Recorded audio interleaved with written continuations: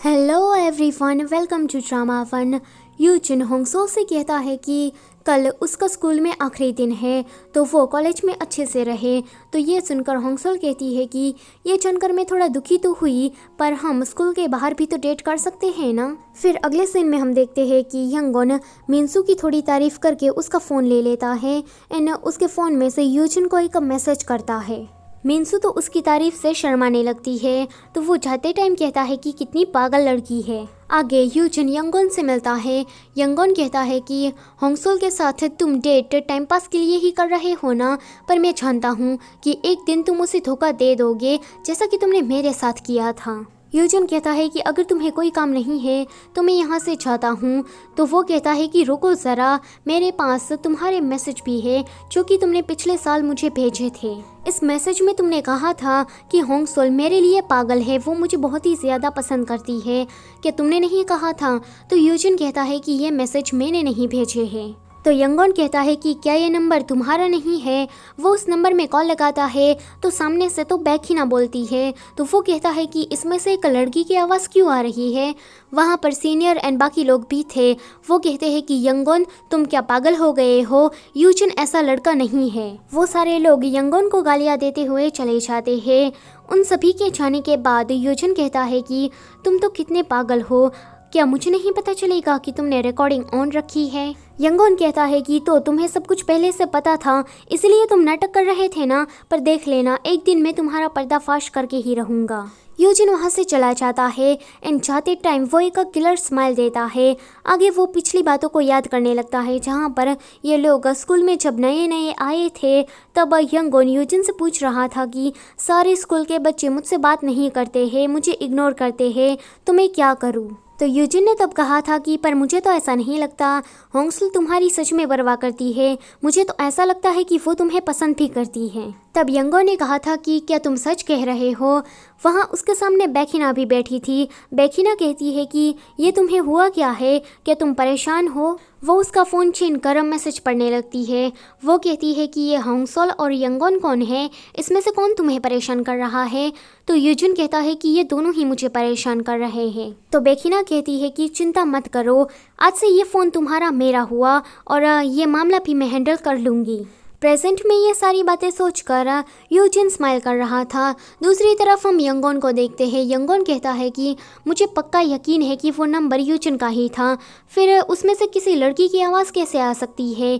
अरे हाँ, ये लड़की कहीं यूजिन की गर्लफ्रेंड तो नहीं है ना, मतलब कि ये यूजिन होंगसोल को चीट कर रहा है।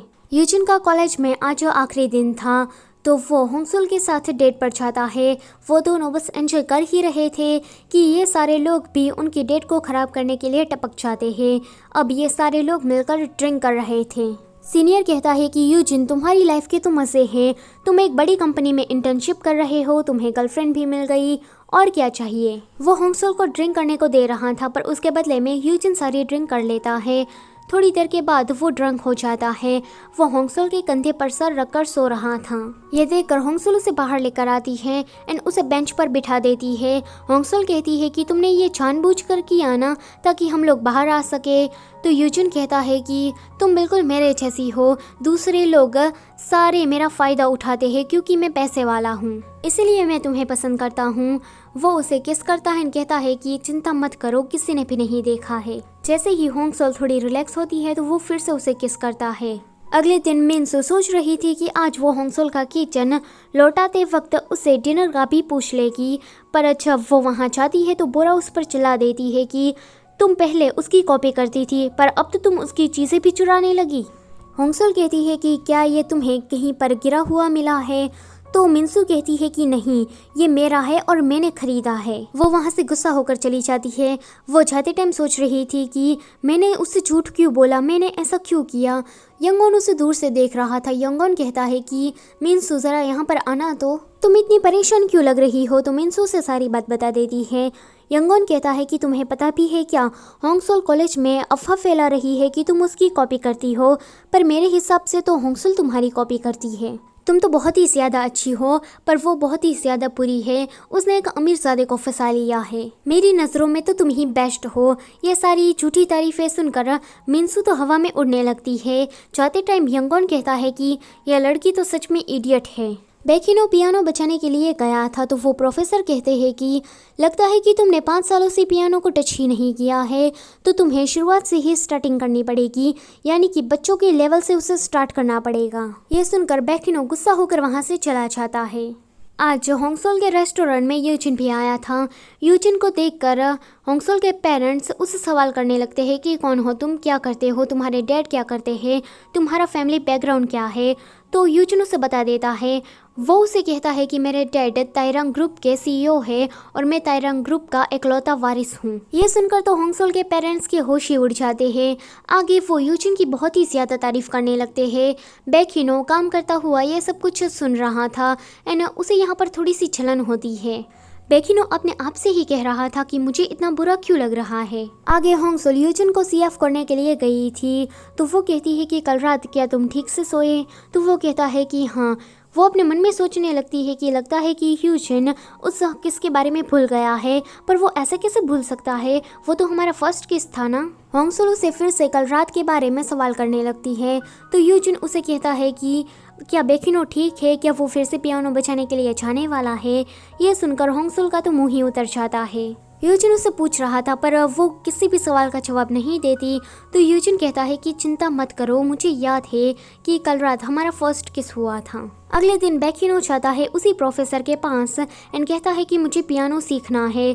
तो वो प्रोफेसर कहते हैं कि हाँ मैं तुम्हें सिखा दूंगा, पर तुम्हें मेरे हिसाब से चलना होगा, यानी कि बच्चों के लेवल से बेकिनो को पियानो सीखना पड़ेगा। तो वो इस काम के लिए मान जाता है, पर बाद में प्रोफेसर को गालियाँ भी देता है। अगले दिन क्लास में इन लोगों को फिर से एक प्रोजेक्ट मिला था एंड इस बार होंगसोल की टीम में सीनियर भी था। सीनियर तो फिर से यहाँ पर चिल्लाने लगता है कि तुम सभी लोग काम करो, मैं तो कुछ नहीं करना चाहता, बैठे बैठे ही मुझे A+ चाहिए। सभी लोगों का ध्यान उस पर जाता है। यूजिन भी आज कुछ काम से कॉलेज आया था। वहाँ पर वो देख लेता है कि मिंसू के बैग में वही किचन है जो कि उसने होंगसोल को दिया था, पर वो उससे ज़्यादा कुछ कहता नहीं। आगे मिंसू बाहर जाती है। बाहर वो होंगसोल के भाई जून को देख लेती है एंड मिंसू को तो जून चमकता हुआ दिखाई देने लगता है। जब जून उसके पास आता है तो वो तो शर्माने लगती है कि हे भगवान, ये तो मेरे ही पास आ रहा है। जून उसे म्यूज़िक डिपार्टमेंट का रास्ता पूछता है क्योंकि उसे बेकिनो का काम है। तो वो उसे कहती है कि रुको ज़रा, मैं तुम्हें मैप दिखाती हूँ। मैप दिखाने के बहाने वो उसकी एक फ़ोटो ले लेती है एंड बाद में मैप दिखा देती है। जून वहाँ से चला जाता है। उसके जाने के बाद मिंसू अपने मन में सोचने लगती है कि ये है मेरा क्रश और इसको तो मैं पटा कर ही रहूँगी। सो इसी के साथ ये एपिसोड यहीं पर ही ख़त्म होता है। Don't forget to like, share and subscribe. Thank you for watching.